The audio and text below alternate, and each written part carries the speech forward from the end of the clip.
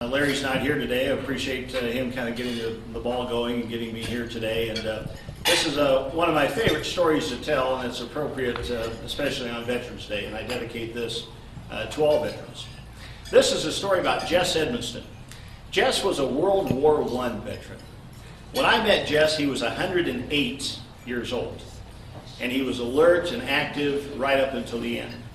And I'm so glad I took the time to spend time with Jess. And I'm so grateful that he allowed me to be part of his life at the end. And those Sunday afternoons that we spent together in his room in the nursing home, I will always cherish. He was an amazing man. It was just mind-boggling to sit down with him. He'd start a story. He'd say, 18 years ago, when I was 90. God, you're right. In the winter of 1893, when Bill and Jane Edmiston homesteaded in Custer County, the ground was too frozen to build a sod house. Instead, they dug a shelter out of the side of a riverbank. And that's where Jesse Newton Edmiston was born, January 16, 1894. He always went by Jess. He didn't like his first name, Jesse, mainly because he was named after the outlaw Jesse James. When Jess's dad, Billy Edmiston, was a boy growing up in Missouri, Frank and Jesse James would often hide their horses on the Edmiston family farm. And young Billy Edmiston would feed and water those horses. That's why many years later he named his youngest son Jesse after the notorious outlaw. That's just one interesting fact about a very interesting man. Jess was a cowboy. He was a farmer. He was a rancher. He was a very successful businessman. And before that, he was a doughboy. The first time I sat down with Jess, I had to ask him the obligatory question, to what do you owe your long life? Hoping that he'd say cheeseburgers, Budweiser, and just sitting around watching football. He didn't have a good answer. He did come from a good bloodline. His dad lived to be almost 80, and his uncle lived to be in his 90s, which was excellent given the time. I asked him if he ever smoked. He said no. I said, did you ever drink? He said, just a little bit, when he was at Camp Funston. Camp Funston, as some of you know, is located where Fort Riley is today. And that's where Jess was stationed in Kansas before being shipped overseas in World War I. As Jess tells the story, it was a Sunday afternoon. He had a visitor from back home, Doc White, who was on his way to Kansas City to a meeting. In addition to bringing warm greetings from back home, Doc White had something else for Jess. It was a bottle of whiskey. Now, this was at the time of the Spanish flu, the influenza outbreak in 1918. More soldiers in World War I died of disease than actually died in battle. And a lot of people point to Camp Funston as ground zero for the outbreak. Doc White gave that bottle of whiskey to Jess. He said, Jess, this influenza is a killer, and there's nothing we can do to stop it. What we have found, though, is that whiskey helps. What I want you to do is take this bottle and hide it. And every night when the lights go out, grab that bottle, take out the cork, take 2 sips, no more, just 2 sips. Put the cork back in. That way, if you do get sick, chances are it won't be as bad. Well, Jess did what Doc White said. Every night when the lights went out, he would grab that bottle and take out the cork and take 2 sips and put the cork back in. In that entire barracks, there were only 2 men who didn't get sick. Jess and a soldier from Texas. And come to find out, that soldier from Texas had his own bottle of whiskey. You know, we hear a lot about the next pandemic, the next avian flu or worldwide epidemic. And God forbid if that should happen, it'll send millions of people running to the doctor, running to the drugstore. Maybe we just need to run to the liquor store instead. Most of my questions with Jess focused on World War I. My grandfather was also in the war, but he passed away before I was old enough or smart enough to ask him any questions. He did leave behind a very valuable gift. A few years ago, I was digging through an old trunk in my parents' basement. I found this journal that my grandfather kept during the war. And I would take it in and I would read to Jess, and he would interrupt me. And he would tell me what was going to happen next. My grandfather was in the 89th Division, 355th Infantry, Company C. Jess was in the 89th Division, 355th Infantry, Company D. Sometimes they were side by side. I didn't get a chance to ask my grandfather about the war, but talking to Jess was the next best thing. I asked Jess about his faith. I reminded him of the old adage, you will never find an atheist in a foxhole. And Jess said, well, he felt lucky. He was blessed. The good Lord looked after him. Then he said, I got kicked out of the Methodist church when I was a kid. Better see where this goes. You got kicked out of the Methodist church as a kid? Jess's side of the story. Church picnic, playing catch, ball went over my head, landed in the mud puddle. I went to get it, and there was Claude Larson. Claude Larson. He had this big board. I reached down to get the ball, and he took that board and he just hit me right in the butt, knocked me in the mud. Well, I got up, and I was so mad, I just tore into him. Preacher came, broke us up, said, Jess, apologize. I said, I'm not going to apologize. I said, you can't stay here. So he sent me home. I walked home all muddy. Mom and Dad saw me.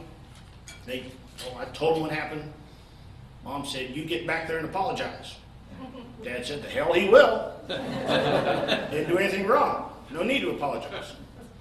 2 weeks later, I'm back at church with my mom. Preacher saw me. Said, Jess, until you apologize, you can't come back here. Well, I told him what to do with that apology, and I never did go back. And by now, I sensed Jess getting pretty excited. With blood pressure beginning to boil. The last thing I needed would be to be interviewing a 108-year-old man and have him die. Then Craig, what happened? He died. He was 108. People die when they're 108. So I tried to call him Jess. I said, Jess, okay, how old were you? 12. Okay, so that's 96 years ago. That he wasn't finished with his story. A month ago, brand new Methodist preacher came to town. He was sitting right where you're sitting. I told him the same story I told you. I'm not about to apologize. Jess, you win, bud. You win. That fighting spirit served Jess well when he was in the military. He didn't think that he would make it back from Custer County. To Custer County. He didn't think that he'd return from the war. His goal was to take out as many of them before they could get him. He said he was crazed. He acted like a wild man. He went hog wild. Well, he might have been crazed. He might have gone hog wild, but in the end, he was also very brave, and he was also very humble. One particular battle, Jess stormed a German machine gun nest. The end result, 4 dead German soldiers. As Jess explained, in those days, sometimes there were war reporters perched on a nearby hill, and they watched this battle and they wrote up the story. And according to Jess, they got it all wrong. They gave Jess credit for killing all 4 soldiers. In reality, he got 3 of the 4. A soldier by the name of Leroy Farmer from Texas got the 4th and probably saved Jess's life. Plus, Jess was mad at himself for making a tactical error. He always told his men, when in doubt, use your grenade. He should have rolled a grenade up there first, and he didn't, and it almost cost him his life. Still, the story was written. Jess was proclaimed a hero. The French government tried to give him a medal. He refused. Didn't deserve it. Didn't earn it. That's not what happened. Everybody who's there knows that's not what happened. Plus, I was stupid. Should have used my grenade. They tried to give me a medal, but I refused. Jess would receive his share of medals, including a Purple Heart. And in 1998, to mark the 80th anniversary of the end of World War I, Jess received a special medal from the French government. French diplomats set out across the country presenting medals to all surviving World War I veterans. And in a special ceremony held at the Lexington Nursing Home, Jess received the National Order of the Legion of Honor, the only Nebraskan ever to receive such an award. But that diplomat had a surprise for Jess. It was the medal he had refused 80 years earlier. It had been in an envelope, in a file cabinet, in an office somewhere in Paris, and now it was being presented to Jess. Didn't earn it. Didn't deserve it. That's not what happened. Everybody who's there knows that's not what happened. Plus, I was stupid. Should have used my grenade. I didn't want to take it, but he brought it all the way from Paris. Figured I should. Jess wore that medal for the remainder of the ceremony, and when he got back to his room, he took it off and he put it in a dresser drawer. He didn't earn it, he didn't deserve it, he wasn't going to display it. Jess did deserve his Purple Heart. It was November 9th, 1918, 2 days before the end of the war. 93 years ago today. And once again, Jess showed his bravery. Jess always preached to his men that be sure to spread out, don't be a sitting duck. What would happen sometimes that the German army would have these hot air balloons tethered by about 1,000 feet of cable. And from that high vantage point, they could then signal in the artillery strikes. And Jess looked across the battlefield and saw about 4 or 5 of his men hunkered down together in a shell crater. He figured if he could see them from the ground, the German army could see them from the sky. Just about then, a lieutenant came running up and said, "Sergeant, you're going to lose some men." He says, "I see them."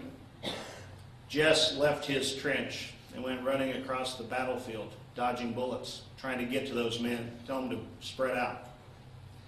Like any good combat veteran, you can tell when the shells come in which ones will be long and which ones will be short and which ones will be dangerously close. Jess said, "When I heard that shell, I knew I was in trouble. I got their shell." Jess doesn't know who those men were or what happened to him. All he remembers is at the last minute he jumped and did a spread eagle and tried to protect those men. When that shell exploded, witnesses said Jess flew about 20 feet in the air. Tore him up pretty good. Did some permanent ligament damage to his arm and his shoulder. The blast put him in a coma where he stayed for the next 2 weeks. When he woke up, the war was over.